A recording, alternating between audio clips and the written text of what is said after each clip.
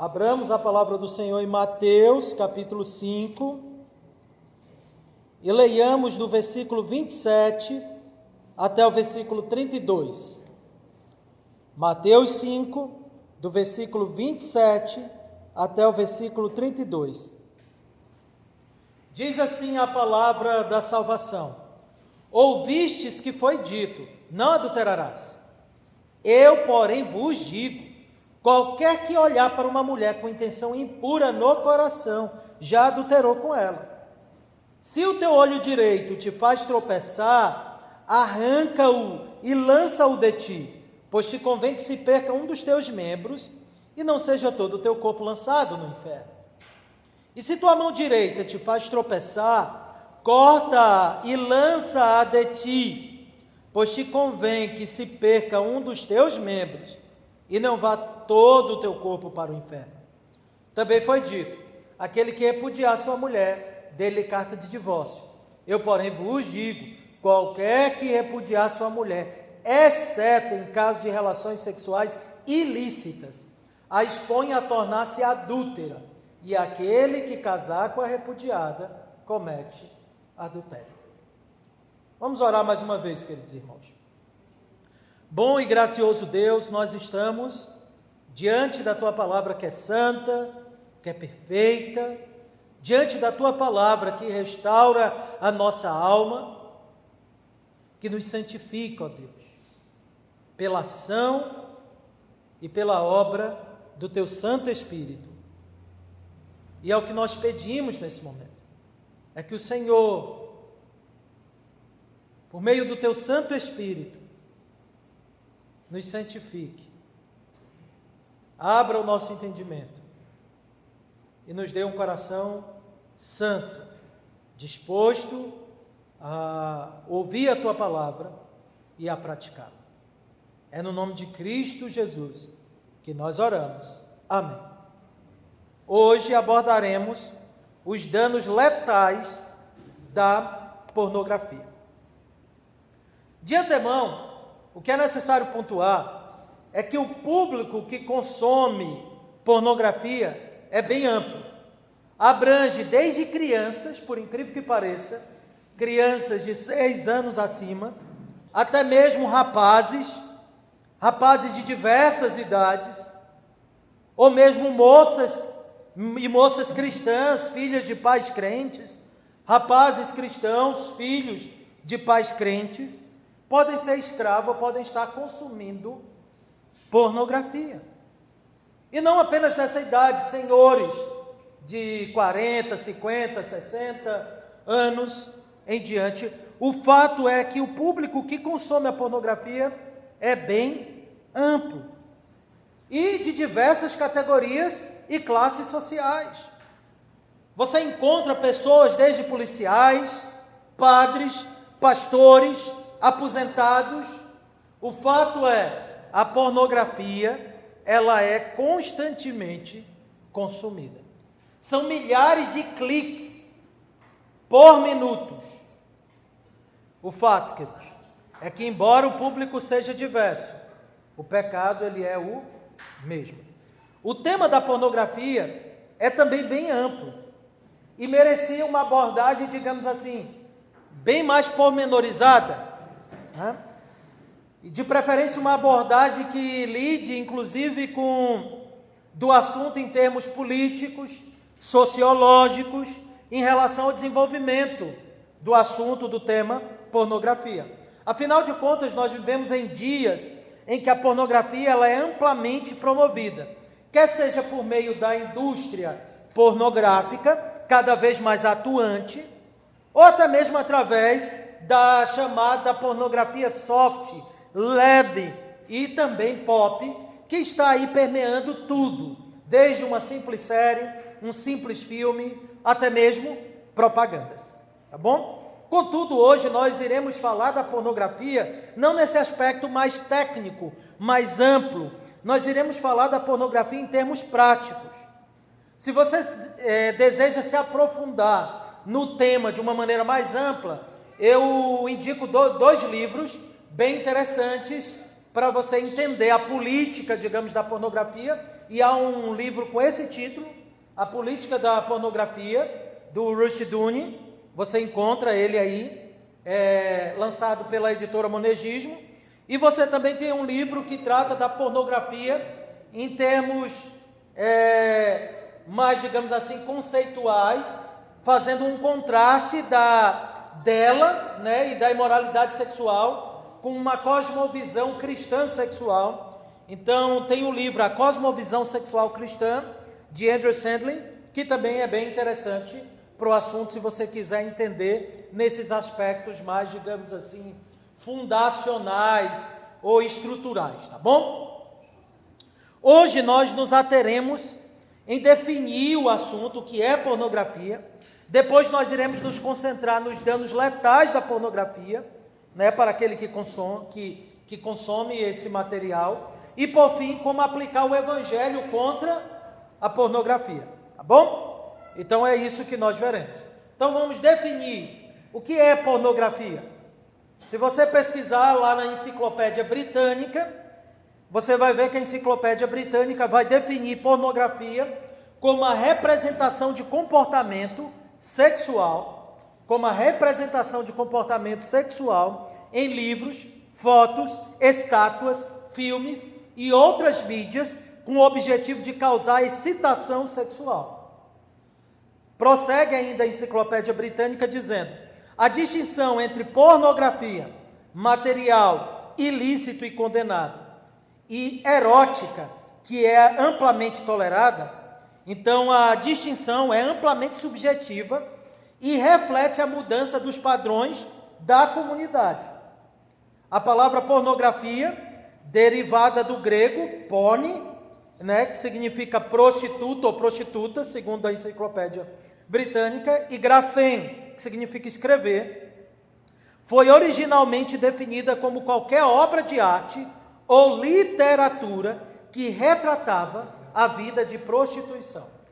Tá bom? Então essa é uma definição que você tem bem comum do que é pornografia.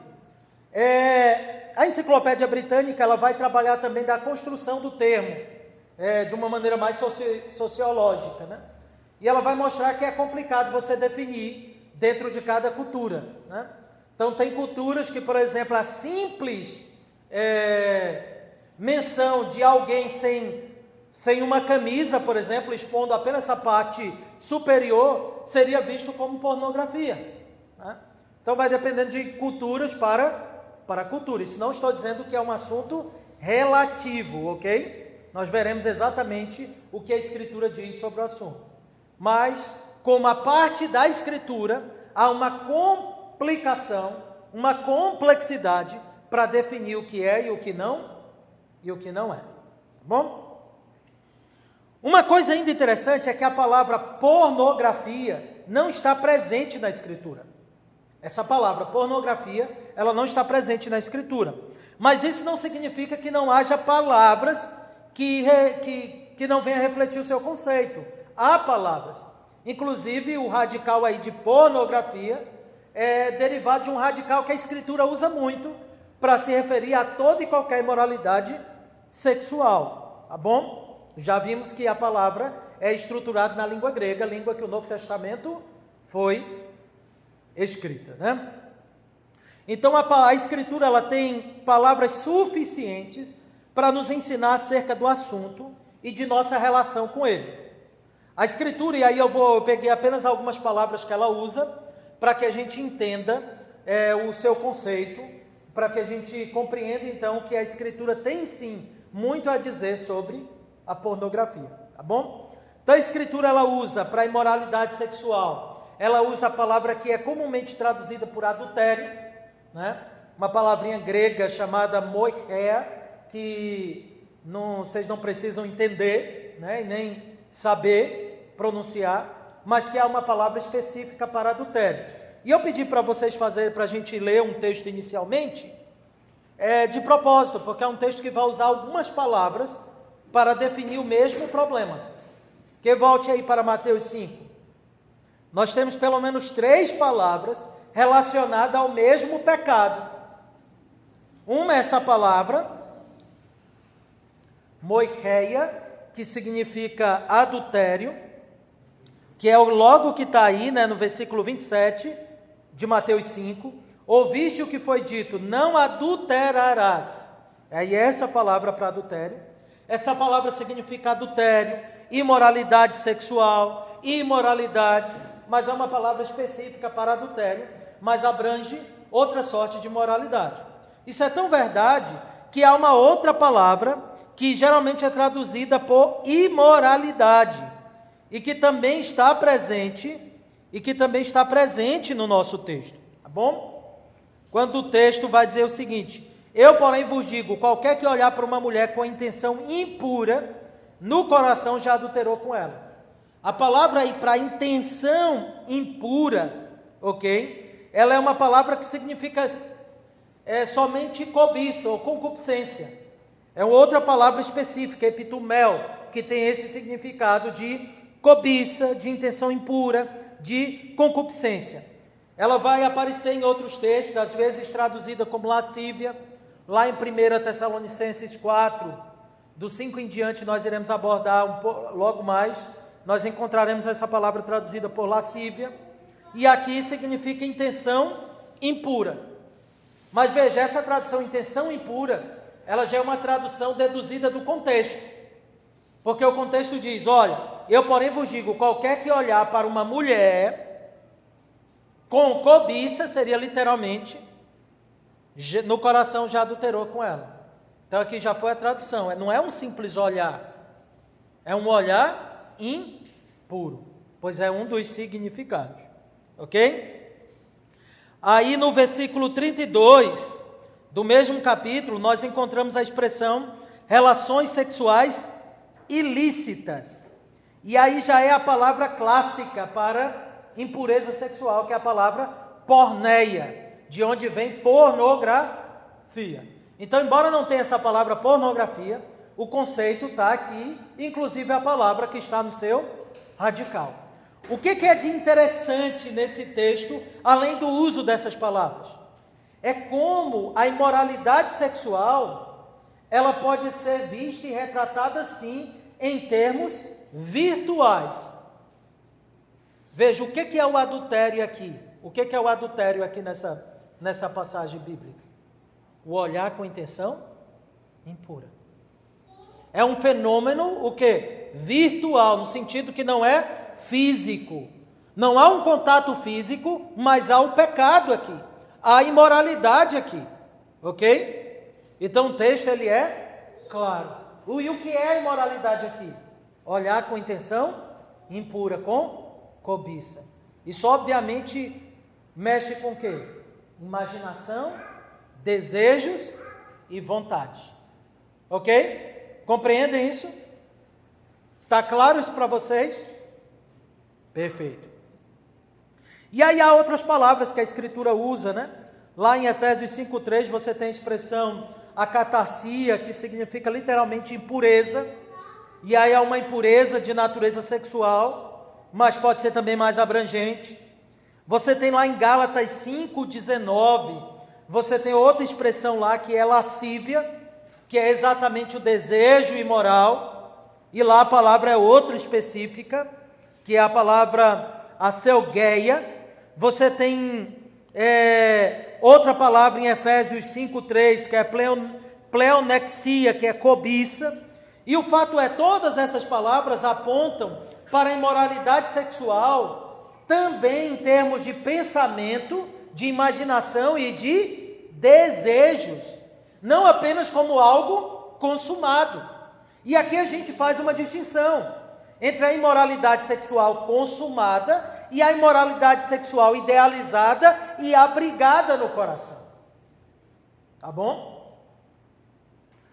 De acordo com isso, quando nós falamos de pornografia dentro daquela classificação dada ali pela Enciclopédia Britânica, nós podemos entender que sim, a pornografia é algo pecaminoso, que quebra o que o Senhor Jesus Cristo está ensinando, porque se a pornografia ela implica em imagens sexuais de qualquer natureza, quando alguém está consumindo esse material para excitação, como diz lá o documento, como diz a Enciclopédia Britânica.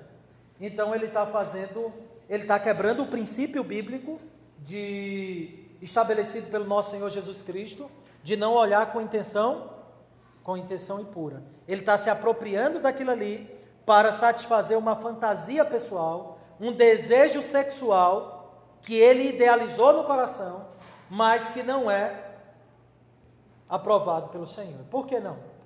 Porque a Escritura já definiu como deve ser a relação sexual. A relação sexual, ela é heterossexual, ela é dentro de uma união heterossexual, da união do casamento de um homem e de uma mulher, ok? Essa é a definição. A relação sexual é para dentro do contexto do casamento e não fora dele, ok? Não pode ser fora do casamento, nem antes do casamento, e depois de casado não pode ser com outra pessoa fora a sua esposa.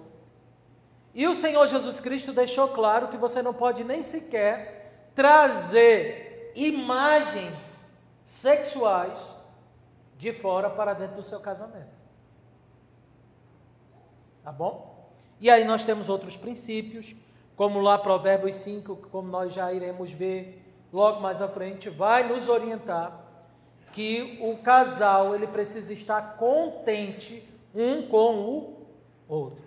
O seu cônjuge deve lhe suprir, deve ser suficiente sexualmente para você, tá bom? De uma maneira geral, nós podemos ainda apontar que a imoralidade ela tem sua sede no coração, assim como todo pecado. Abramos, por favor, lá em Marcos 7, versículo 21. Quem encontrou, leia, por favor. A partir do versículo 21, Marcos 7, a partir do versículo 21. Porque de dentro do coração dos homens é que procedem os maus desígnios, a prostituição, os furtos, os homicídios, os adultérios. Pronto, a avareza, as malícias, o dolo, a lascívia, a inveja, a blasfêmia, a soberba, a loucura. Ora, todos estes males vêm de dentro e contaminam o homem. E é interessante como o texto deixa claro que todas as roupagens diferentes da imoralidade sexual provêm do coração do homem. Vocês perceberam que pelo menos foram usadas 3 palavras para se referir à imoralidade sexual? Quais foram? Prostituição, adultério e lascívia. Porque todo e qualquer pecado sexual. Tudo bem? Dito isso, após essa definição, entendemos então o que é a pornografia. A pornografia é o uso de qualquer material com o fim da excitação, ok? Pessoal. É o uso de qualquer material sexual fora do contexto do casamento e fora as duas pessoas envolvidas dentro do casamento, tá bom? Então é toda e qualquer variação ou deturpação daquilo que Deus criou para ser feito dentro do contexto do casamento e produzido dentro do casamento, que seja de maneira lícita e santa. Qualquer representação da relação sexual, quer seja para qualquer fim, é uma quebra desse princípio. Contudo, nós aprendemos aqui em Marcos 7, versículo 21 em diante, que o problema da pornografia e da imoralidade é muito mais ampla. Não é apenas de natureza externa, mas interna, interior. É um problema do coração. Por isso que não adianta, tem muitas pessoas que não conseguem vencer a pornografia, porque quando lutam contra a pornografia, lutam apenas tentando aqui e acolá tratar das questões externas e não do coração. Tudo bem? Vamos então para os danos da pornografia. Uma das primeiras áreas que nós podemos apontar de danos da pornografia é o cérebro. Ok? É uma primeira área danificada pela pornografia. Porque o cérebro é o órgão responsável por processar as imagens que foram recebidas. Né? A pessoa olhou, Então, quando ela olha para uma imagem, alguns segundos são suficientes para que o cérebro, então, processe aquelas imagens. E há várias pesquisas que mostram os danos do consumo da pornografia sobre o cérebro, especialmente pelo atrofiamento do lobo frontal, ok? No lobo frontal, que fica localizado, obviamente, na frente, né, atrás dos olhos, você tem aí, é aí que acontece, por exemplo, o planejamento de ações, de movimentos. Por exemplo, é a parte que é afetada, gera o mal de Parkinson, tá bom? E essa parte ela é importante para muitas coisas, entre elas o próprio pensamento abstrato, e alguns gostam até de dizer que é essa parte do cérebro que é responsável pelo julgamento moral e ético, tá bom? E aí um neurocirurgião escreveu um artigo onde ele mostra os danos da pornografia no cérebro, e ele vai mostrar que a pornografia ajuda a ativar um neurotransmissor chamado dopamina. Esse neurotransmissor ele é responsável pela sensação de prazer e recompensa, ok? A dopamina, junto com outros neurotransmissores, mas especialmente ela, nos faz valorizar e desejar recompensas prazerosas. Esse neurotransmissor ele é importante e necessário para que muitas coisas aconteçam. É isso que é usado para nos sustentar. Do contrário, você não desejaria comer. Por que você come e sente-se saciado? Por que você vai fazer alguma coisa e sente-se satisfeito com aquilo? Então, o neurotransmissor responsável por essa informação de prazer e recompensa, que desencadeia muitas ações, é a chamada dopamina. A pornografia faz muito uso dela, ativa ela constantemente. Sem esse neurotransmissor, nós não teríamos incentivos para comer, procriar, nem mesmo para tentar, como alguém disse, vencer um jogo, uma partida, né? Então, quando você vence uma partida de futebol no videogame, esse neurotransmissor está lá atuando ativamente, lhe dando essa sensação de prazer. O uso exagerado desse sistema de recompensa, né, da dopamina, esse uso exagerado vai causar o quê? Vício. Isso não apenas pela pornografia, mas inclusive por muitas outras drogas, tá bom? Quando esses caminhos cerebrais são usados compulsivamente, ocorre um rebaixamento que, na verdade, vai diminuir a quantidade de dopamina nas áreas de prazer. Ou seja, naquelas áreas que elas estariam lá para o uso comum, de maneira saudável, há um grande desgaste nelas, e aí o que acontece? Essas áreas começam a atrofiar. E aí, nesse estado viciante, a pessoa precisa de uma sensação, de uma carga muito maior de sensação de prazer. No caso das drogas, é nesse momento que pessoas aumentam as doses ou trocam por drogas muito mais potentes, né? E no caso do uso da pornografia, o que acontece, como vai dizer Donald Hilton, no vício em pornografia são necessárias imagens progressivamente mais chocantes para estimular igualmente a mesma pessoa. Ela vai precisar ainda de imagens que consiga excitá-la ainda mais. Por isso é muito comum, especialistas vão apontar, uma diversidade de imagens pornográficas que são, digamos assim, absurdas para poder satisfazer aquele que a consome. Aí tem vídeos pornográficos de supostos incestos, ok?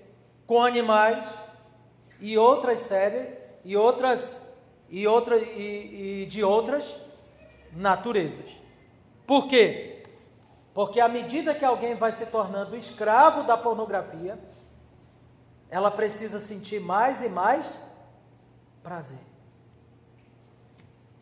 O efeito mental, ele é tão terrível que ele acaba causando, principalmente nos lares entre casados, disfunção erétil. Faz com que haja problemas na área sexual que outrora, ou que de outra maneira, melhor dizendo, não deveria haver. E também acontece que essa área, o lobo frontal, com o tempo começa a atrofiar. Algumas pesquisas mostram que os cérebros de pessoas que consomem constantemente pornografia é mais danificado essa área do que de pessoas que não consomem. Só é semelhante à de pessoas que consomem drogas, tá bom? Por isso que o vício em pornografia é muitas vezes rotulado como semelhante ao uso de drogas. Deu para entender essa parte, queridos? Então, qual é o primeiro dano causado? No cérebro, tá bom? Isso é interessante e trágico, porque nos lembra como o pecado ele se apropria do corpo e da alma, como o pecado causa danos no corpo. Contudo, é necessário pontuar que o homem é muito mais do que seu cérebro e muito mais do que seu corpo. Deus fez o corpo do pó da terra e soprou nele o espírito, o fôlego de vida. Então, o homem não pode ser definido e reduzido a termos meramente químicos. O homem é muito mais, ele é muito maior do que o seu cérebro.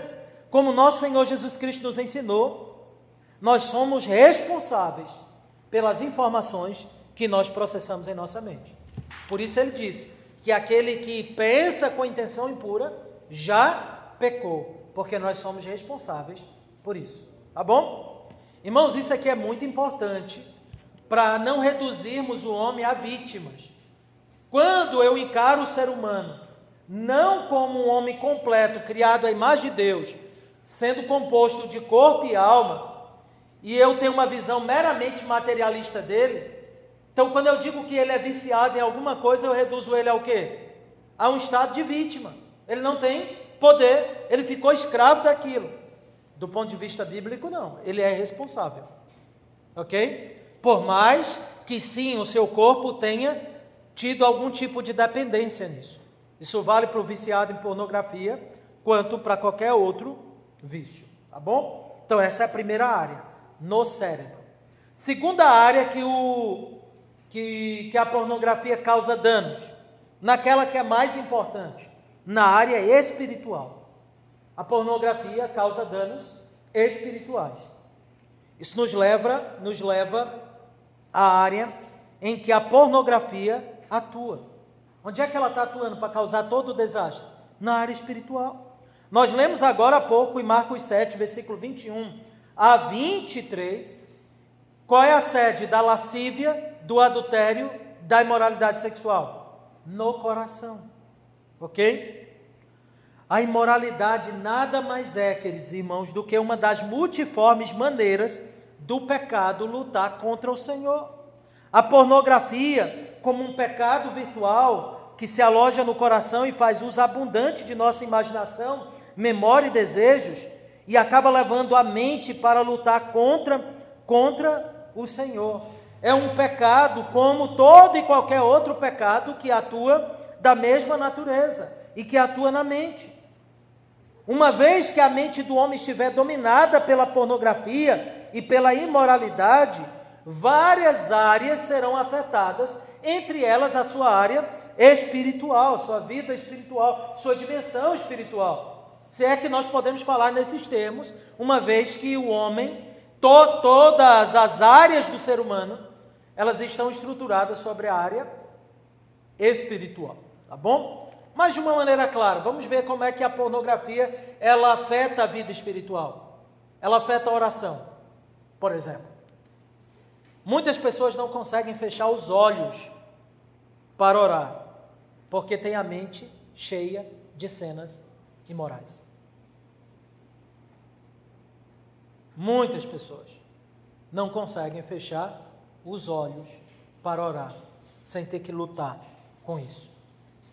Há casos em que a culpa ou o apego desenfreado à pornografia simplesmente inibiu o desejo de orar. A pessoa se entregou tanto à pornografia que ela sequer tem desejo de orar. Inibe. Isso acontece também com a leitura bíblica. Corações que não têm prazer na leitura bíblica conseguem ter grande prazer na imoralidade sexual.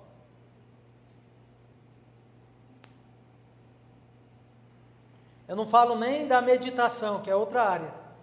Não vai conseguir. A mente está cheia. Afeta a vida na igreja, a vida comunitária. Essa vida já não é mais tão livre assim.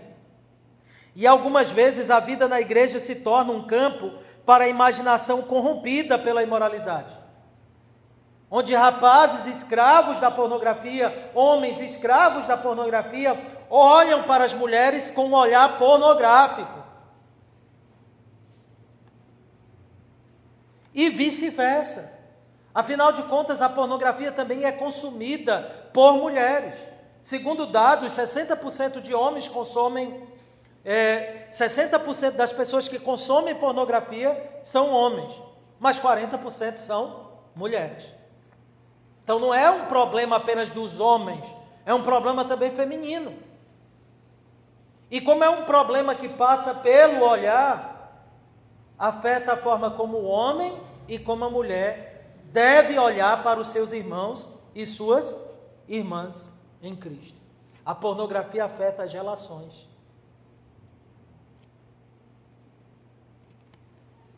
A pornografia afeta a relação pessoal com Deus e não poderia ser diferente. Por quê? Uma pessoa que é cristã, e infelizmente o que mais tem são cristãos usando pornografia, é inevitável que a pessoa que é viciada em pornografia lide com a culpa. Afinal de contas, a Escritura não condena a imoralidade sexual? Condena. E se eu tiver um pouco de sensibilidade, eu vou ter que lidar com o quê? Com a culpa de estar fazendo algo que ofende a Deus. Só para que tenhamos ideia. Vamos abrir lá em 1 Tessalonicenses 4.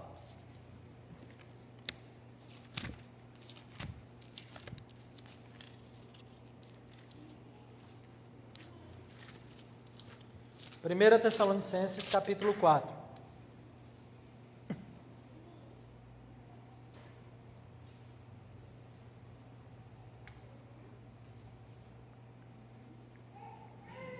Diz assim a partir do verso 1.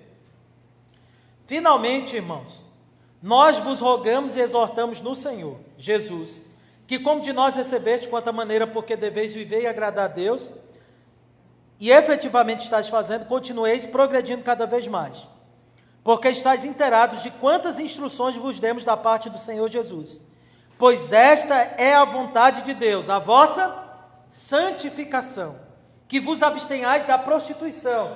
A palavra aqui para prostituição abrange todo e qualquer problema de imoralidade sexual, tá bom? Já vimos que imoralidade sexual ela pode ser pensada. O Senhor Jesus Cristo já nos esclareceu isso. Inclusive, esse é o argumento do apóstolo Paulo aqui. E diz que cada um de vós saiba possuir o próprio corpo em santificação e honra, não com desejo de lascívia, como os gentios que não conhecem a Deus. Olha um ponto interessante. A responsabilidade que nós temos com o nosso corpo para não produzir o quê? Lascívia, concupiscência, imoralidade. Só que o texto diz, e que nesta matéria ninguém ofenda nem defraude a seu irmão, porque o Senhor, contra todas essas coisas, como antes vos avisamos e testificamos, claramente é o quê? O vingador. O Senhor é o vingador contra o quê?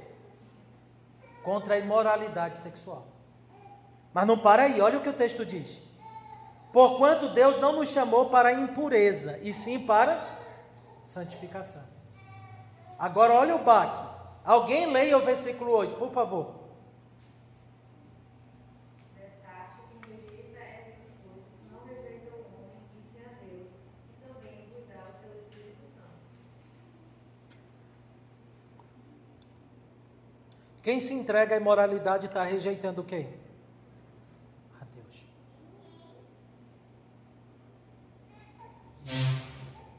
Então eu pergunto, uma pessoa cristã, ela pode e às vezes ela cairá na imoralidade sexual. Ela está sujeita a vários tipos de pecado. Mas se ela permanece nisso, ela vai permanecer contra essa verdade que diz que Deus é o vingador da imoralidade e que ela está rejeitando a Deus e ao seu Espírito Santo. Logo, uma pessoa escrava da imoralidade sexual e da pornografia, sendo cristã de verdade, é uma pessoa que está lidando com a culpa o tempo todo. E aí isso nos leva para um terceiro dano da pornografia.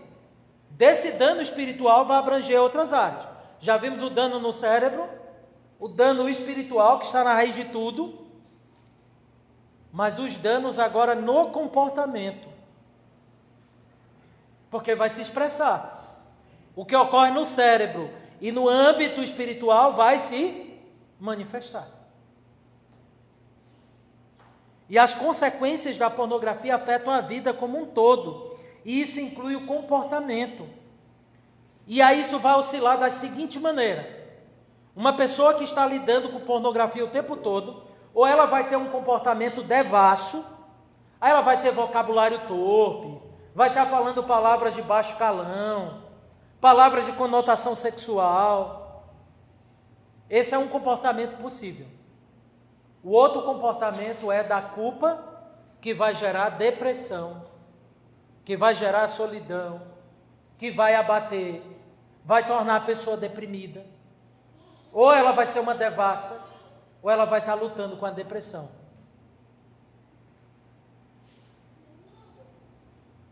Mas é inevitável que alguém que empregamos tanto tempo os nossos olhos não venha de alguma maneira modificar o nosso comportamento. Na realidade, a Escritura diz isso. Aquilo que eu dedico bastante tempo à minha mente vai modificar meu comportamento. Vamos abrir lá em Romanos 8, por favor.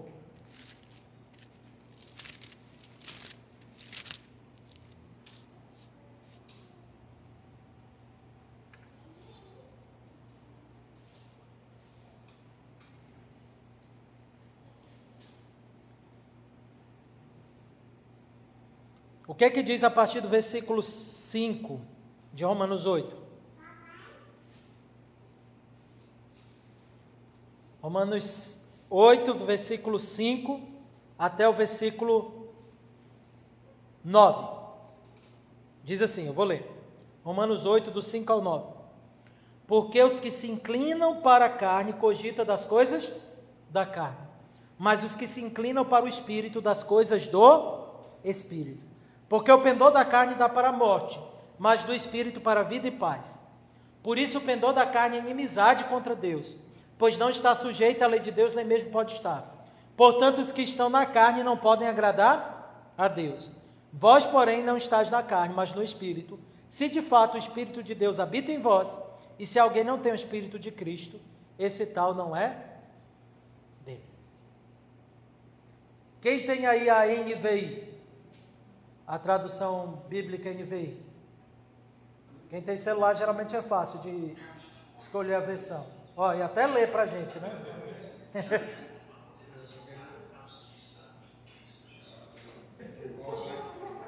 Esse celular é bom, eu pedi para ler, ele leu, né? Eu quero um desse. Romanos 8, do versículo 5 e 6, na NVI.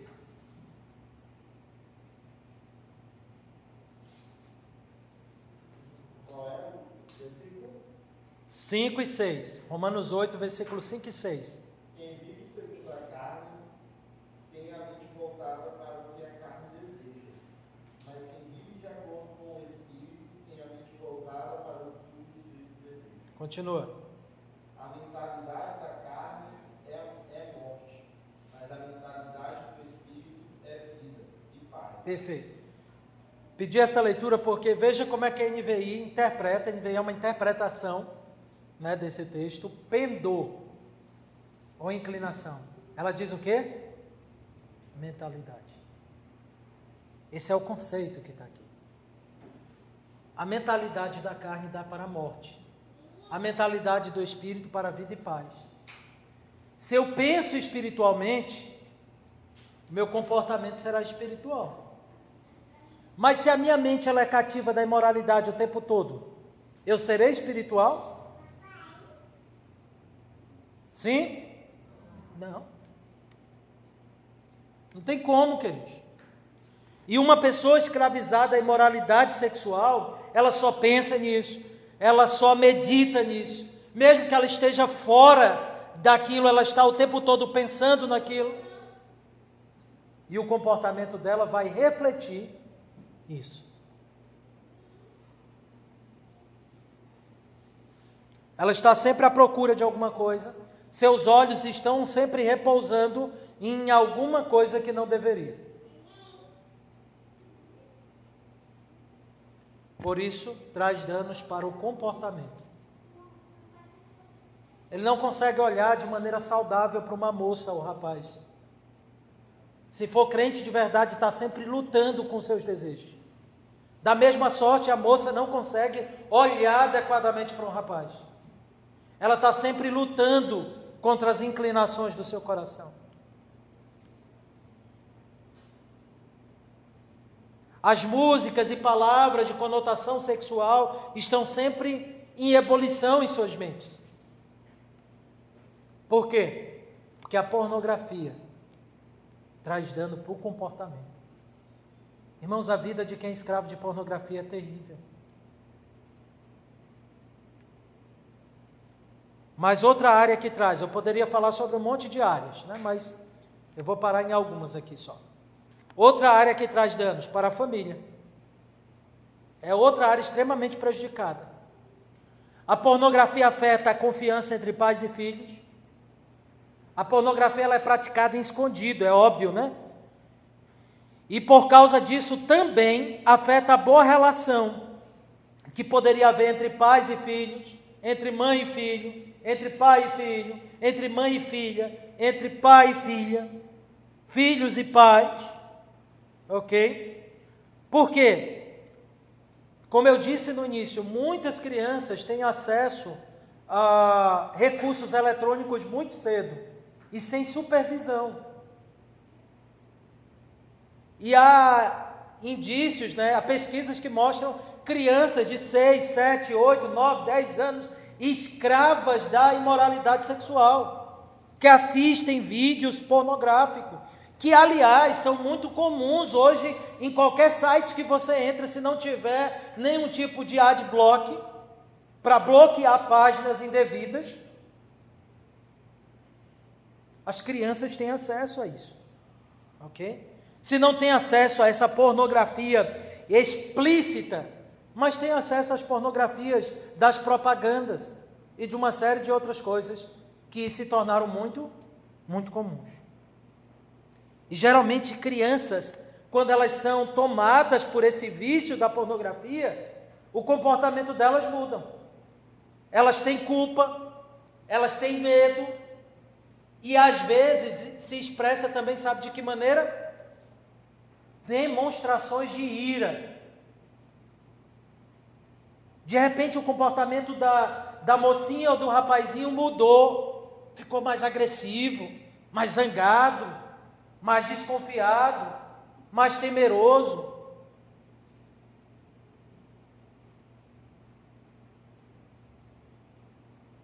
É claro que precisa se avaliar a fundo para saber o que está por detrás disso. Mas geralmente imoralidade está por detrás. Ok?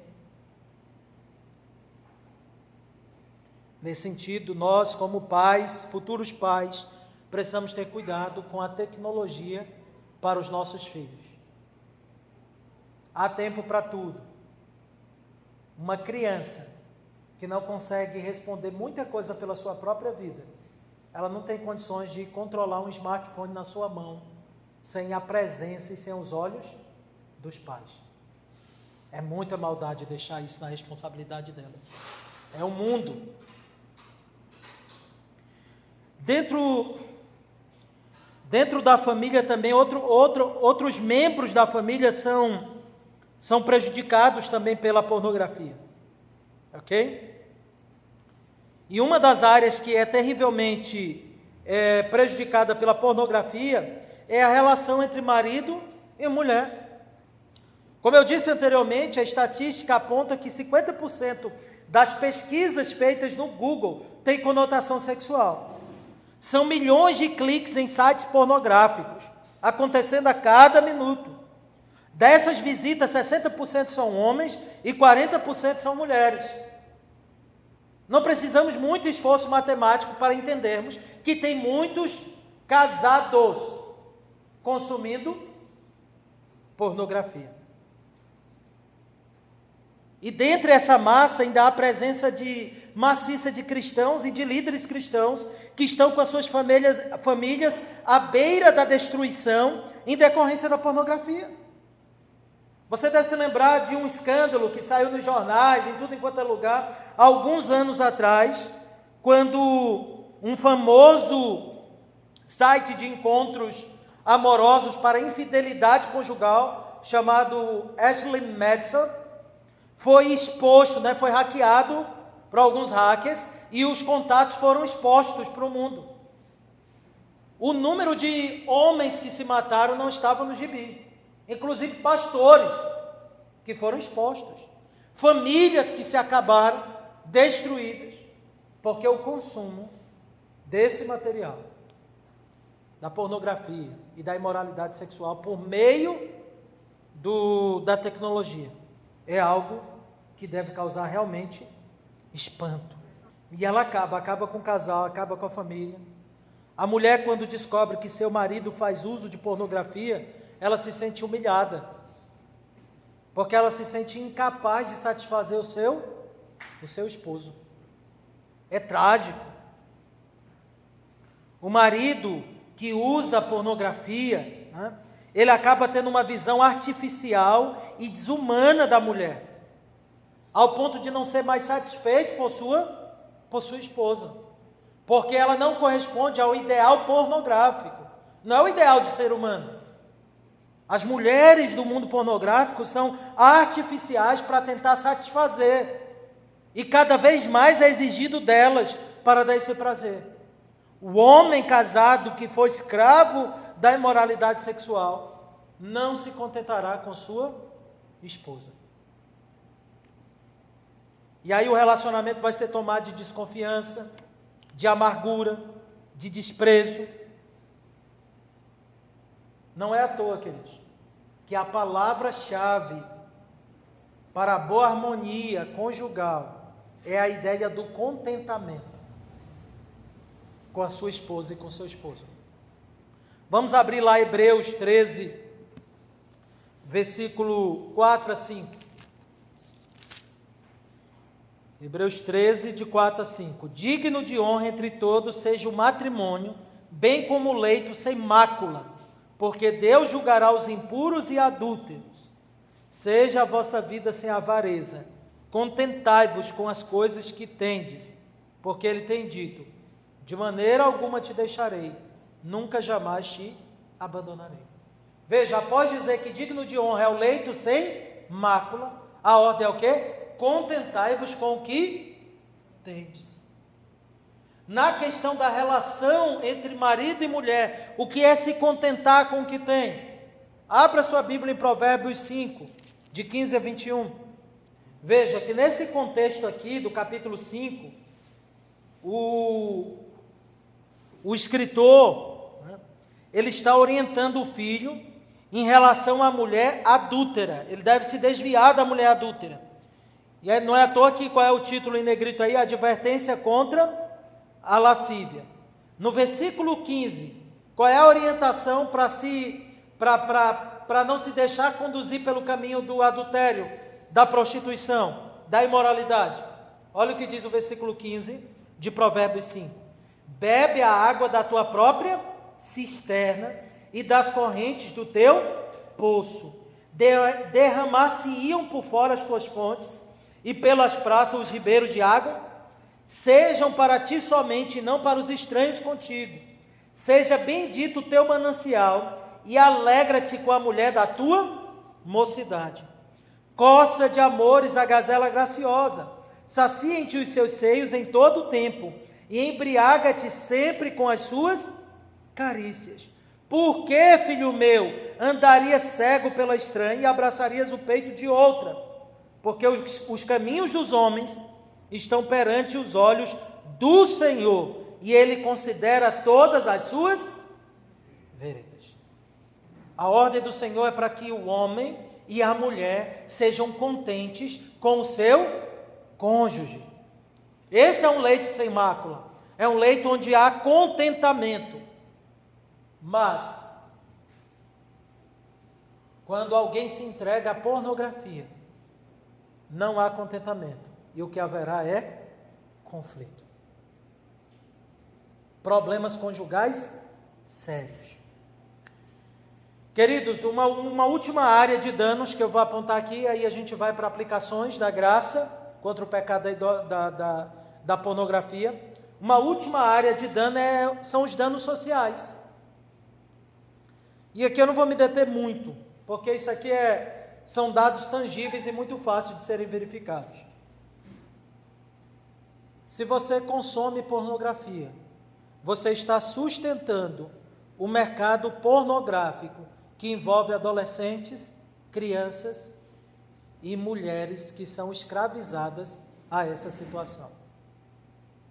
Eu repito, se você consome pornografia, você sustenta um mercado pornográfico de adolescentes, crianças e mulheres que são escravizadas disso.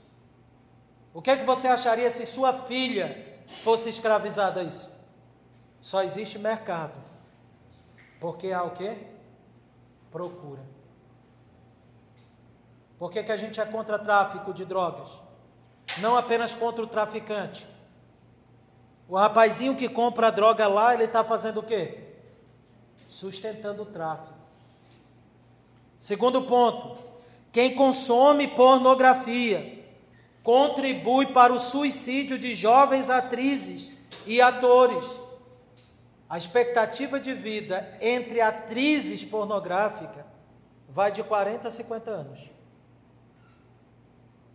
Precisa lidar com culpa, vergonha.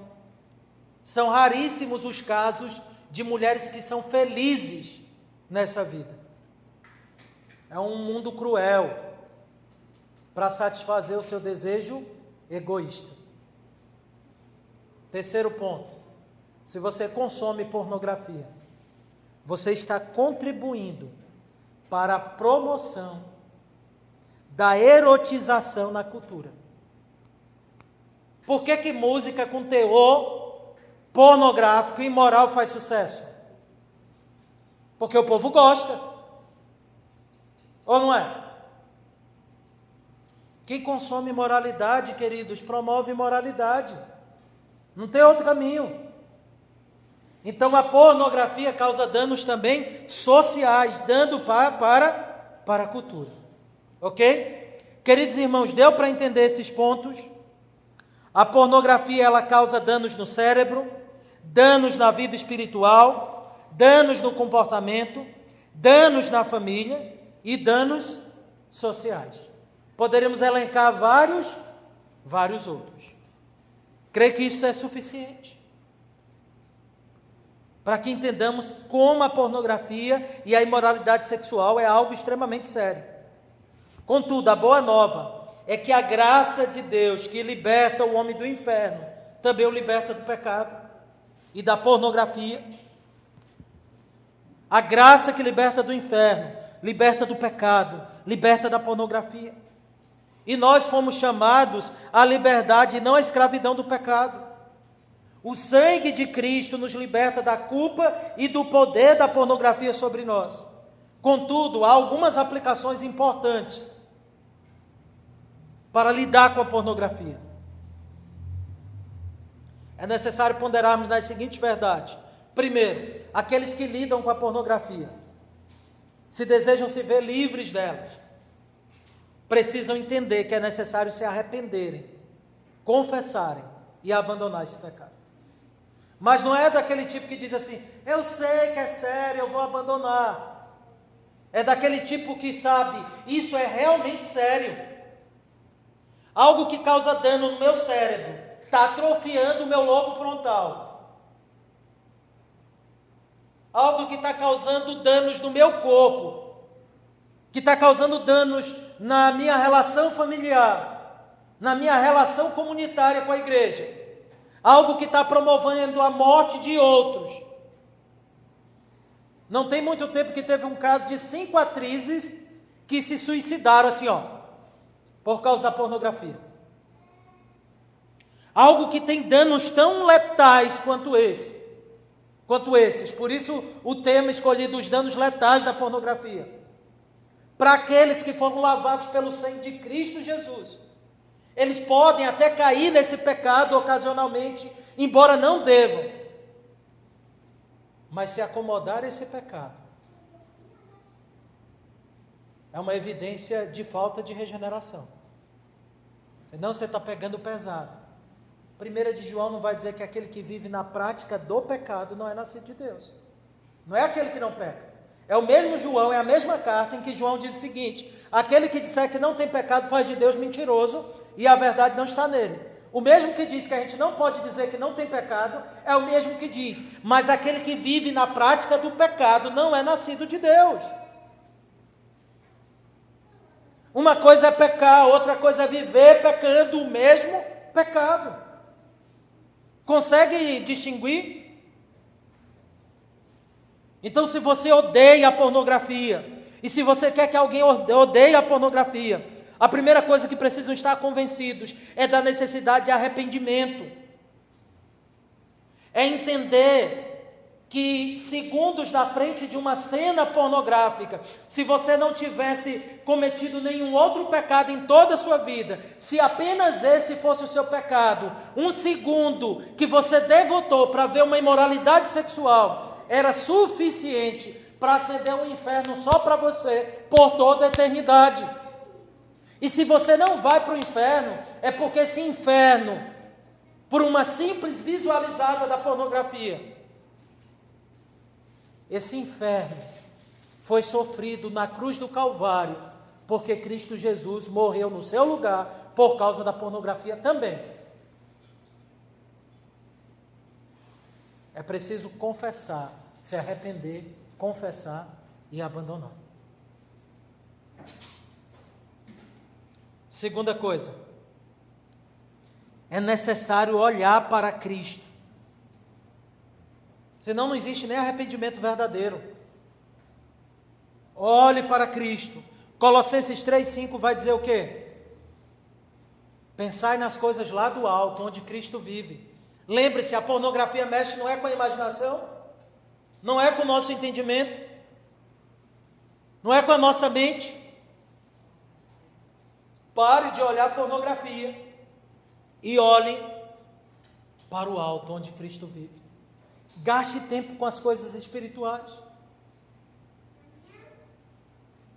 Elas se rivalizam.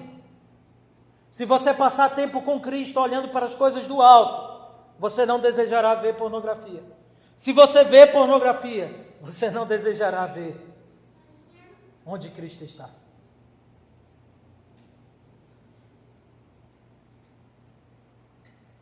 Terceiro, é necessário viver no Espírito. E o que significa isso? Vejamos 2 textos, eu vou pedir a ajuda de vocês. Alguém, por favor, abra Romanos 8,13. Romanos 8,13. Pediu o Edzão, que já está ali preparado. Romanos 8,13. Porque se viverdes segundo a carne, caminhais para a morte. Mas, se pelo Espírito mortificardes os feitos do corpo, certamente vivereis. Pronto. Porque se viver segundo a carne, vocês caminham para morte. É para onde a pornografia conduz? Morte. Mas se pelo Espírito mortificardes os feitos do corpo, certamente vivereis. O que mata os feitos do corpo? O Espírito. É uma vida no Espírito Santo. E uma vida no Espírito Santo é uma vida de morte ao pecado. Veja, isso é dito aí, fazei morrer. Essa é a ideia. Lá em Colossenses 3, versículo 5 e diante, é a mesma ideia. Fazei, pois, morrer a vossa natureza terrena. Andar no Espírito Santo, que é o que Gálatas capítulo 5, versículo 17 em diante vai nos ensinar.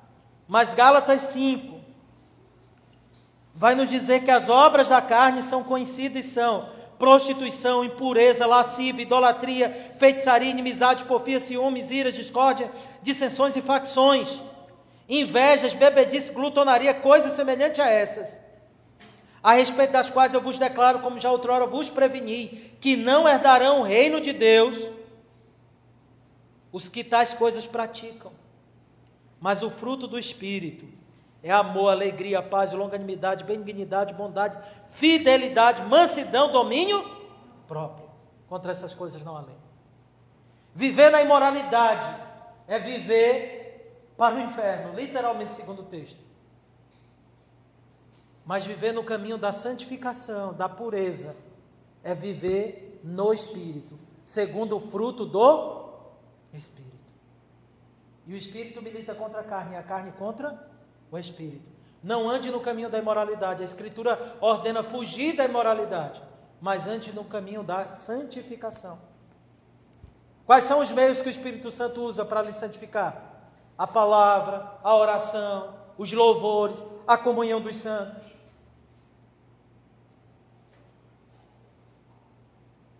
É necessário viver no Espírito. Se você deseja vencer a pornografia, você precisa aplicar a graça de Cristo. É somente por meio de Cristo. Ninguém vence pornografia criando regras e regras e regras. Elas podem ter o seu sentido a posteriori, mas pornografia é um problema do coração. Você precisa tratar o coração, e você trata o coração com o Evangelho, confissão, arrependimento, olhando para Cristo, no Espírito. E para isso você tem que entender que a pornografia, assim como qualquer pecado, deve ser um pecado que você tem que tratar seriamente. Você parou para perceber uma coisa?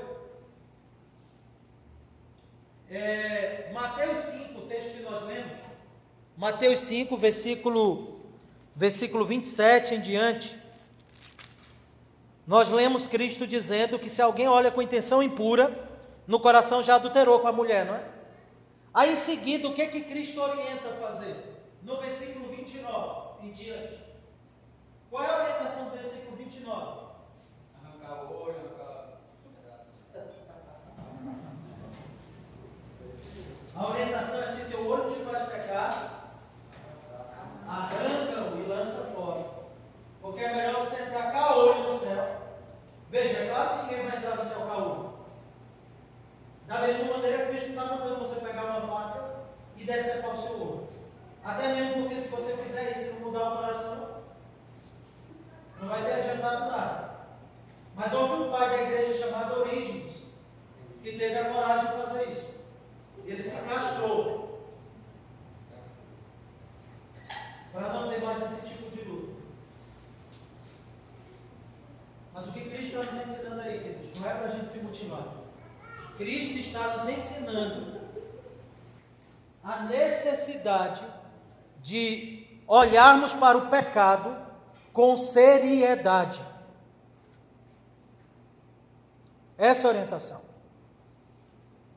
Abram Hebreus 12, 4, por favor.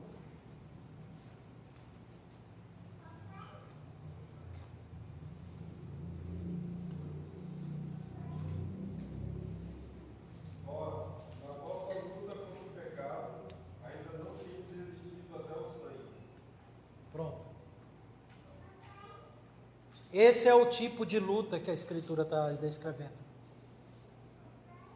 A ideia é o que o apóstolo Paulo diz: esmurrar o próprio corpo. E mais uma vez eu digo, não é mutilar-se, é entender que na nossa luta contra o pecado é uma luta séria. Se a pornografia vicia, isso implica que lutar contra ela é algo sério.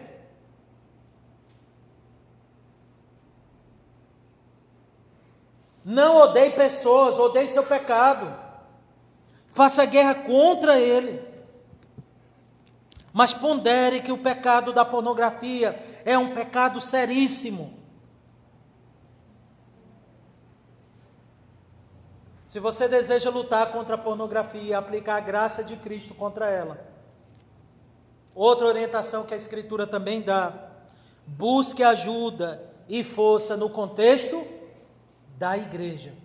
Alguém abra Tiago, por favor, capítulo 5, versículo 16. Tiago 5, versículo 16.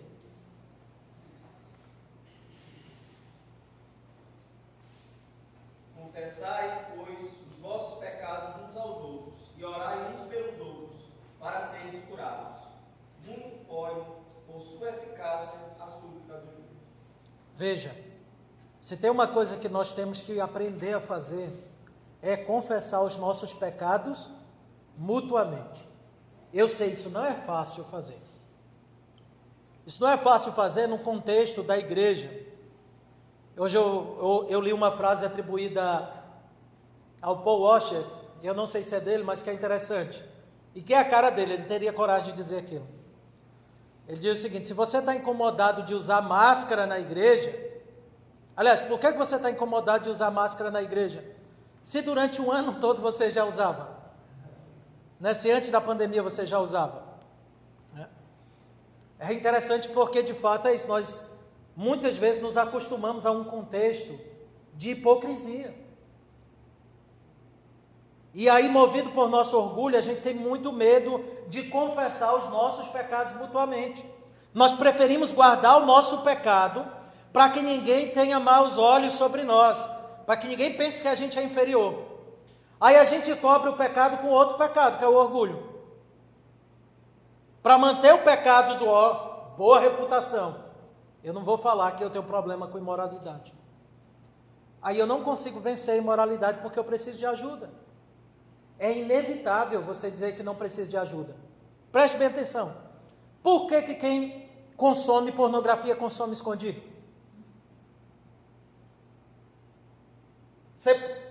Você consumiria pornografia agora aqui? Não.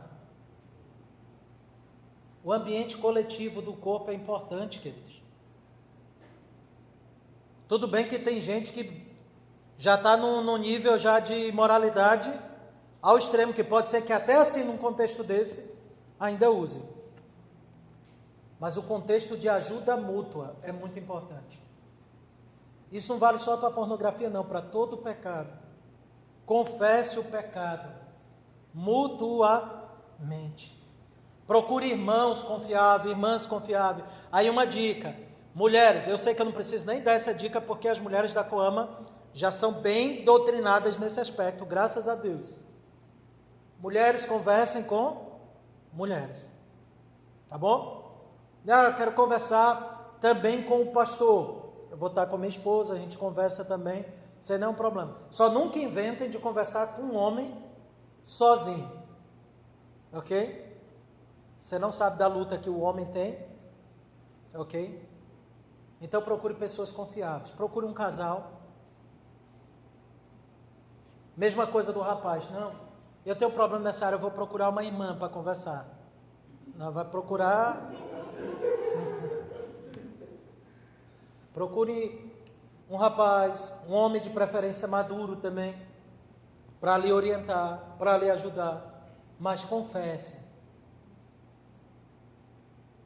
Confessar é um passo muito importante para vencer a luta contra a imoralidade. Ok? E aí tem um livro do Heath Lambert, parece nome de ator, né? Mas um livro muito importante, talvez um dos melhores livros para a luta contra a pornografia e imoralidade sexual. O título do livro é Finalmente Livres. Ele dá muitas dicas. Gosto muito dele porque ele, novamente, dá muita ênfase na graça de Cristo tratando. Oi? É isso mesmo. E aí um ponto que é interessante que ele aborda é a necessidade de levarmos o pecado a sério e tomar medidas sérias.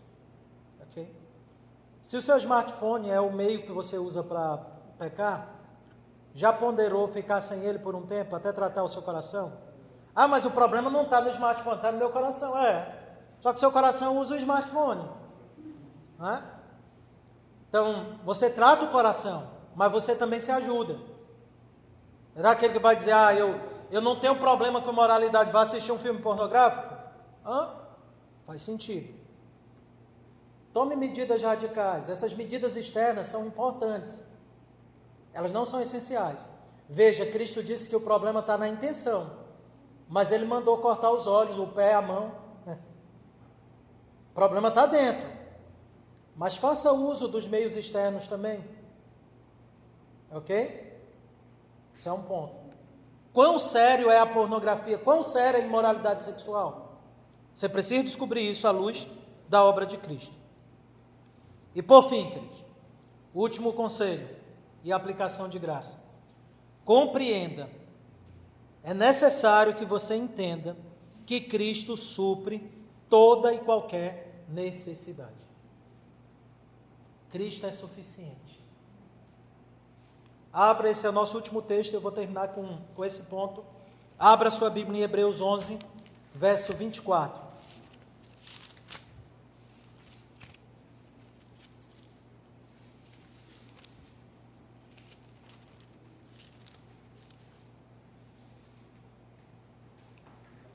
Olha o que diz o verso, a partir do verso 24 de Hebreus 11. Pela fé, Moisés, quando já homem feito, recusou ser chamado filho da filha de Faraó, preferindo ser maltratado junto com o povo de Deus, a usufruir prazeres transitórios do pecado, porquanto considerou o opróbrio de Cristo por maiores riquezas do que os tesouros do Egito, porque contemplava galardão. Você parou para pensar nisso? Veja, Cristo ainda não tinha encarnado, então era a fé no Cristo que viria, mas é dito que Moisés abriu mão de toda a riqueza, glória que ele tinha no Egito, de todos os prazeres transitórios do pecado, porque ele considerou o opróbrio. O que significa opróbrio? A vergonha de Cristo, muito mais preciosa do que todos os tesouros do Egito. Eu preciso aplicar ainda esse texto? Eu creio que não. Mas se é preciso, compreenda que a vergonha de Cristo é muito mais gloriosa. Contemple a morte dele, contemple isso, a crucificação dele, a obra dele, sofrimento e a humilhação dele, é muito mais glorioso do que qualquer prazer que a pornografia lhe dá. E graças a Deus que a história de Cristo não termina com ele morto na cruz. Termina com ele vitorioso, assunto ao céu, garantindo que nós também seremos vitoriosos, para nos dar vida. Mas olha que legal, o poder que ressuscitou Cristo dentre os mortos é o mesmo poder que continua a operar em nós hoje. Por isso, meu irmão, minha irmã, pela graça dele, nós temos poder dele para triunfarmos sobre a pornografia. Ou a obra de Cristo não é mais poderosa do que a pornografia? Ou ela não é mais gloriosa do que a pornografia? Infinitamente mais. O prazer pela imoralidade nos engana, porque traz aquela mentalidade de que você vai sentir um prazer.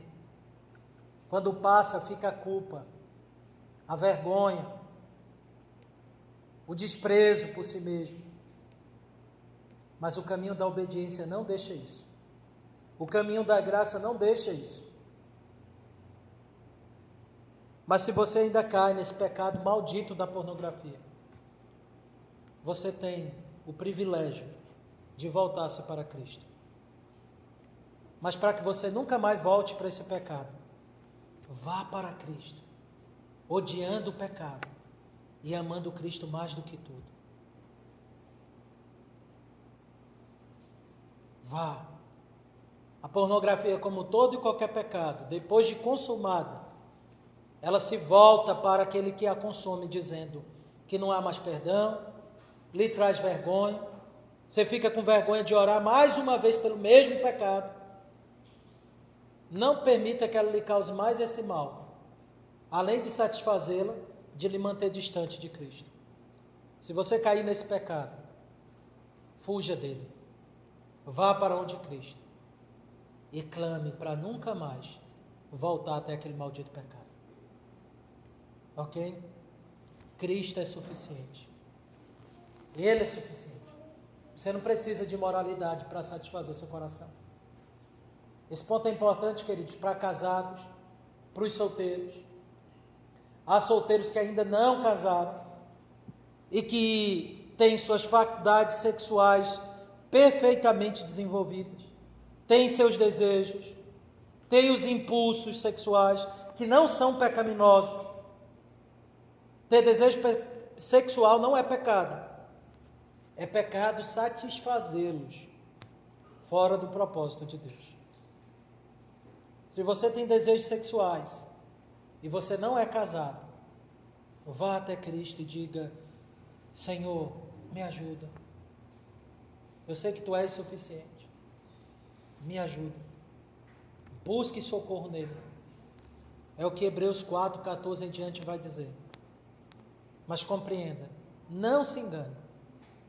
Satisfazer esse desejo de qualquer outra maneira não lhe dará prazer, exceto aquele momentâneo, que em seguida é acompanhado de culpa e desprezo, e que depois de consumado, você mesmo dirá para si: o que foi que eu fiz?